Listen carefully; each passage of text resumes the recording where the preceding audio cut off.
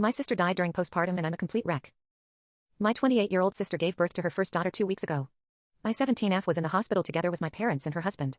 The birth went pretty smooth, although she was screaming so loud.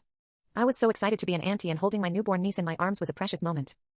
Everything seemed fine afterwards. My sister came home about 3 days later and she and her husband stayed with me and my parents as they needed help to take care of the baby. But 2 days after she came home, she was experiencing exhaustion, pain in her body, and she constantly fainting.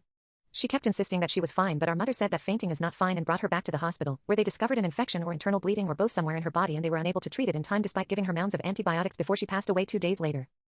A week has passed since, and 3 days since the funeral. I can't stop crying and thinking that if the doctors had noticed that something was wrong, my sister could still be alive. I loved my sister to death. She was my role model growing up. Now I lost her forever and only have my niece, who is completely unaware of what's going on. I can't talk about this with my friends and she was my only sibling.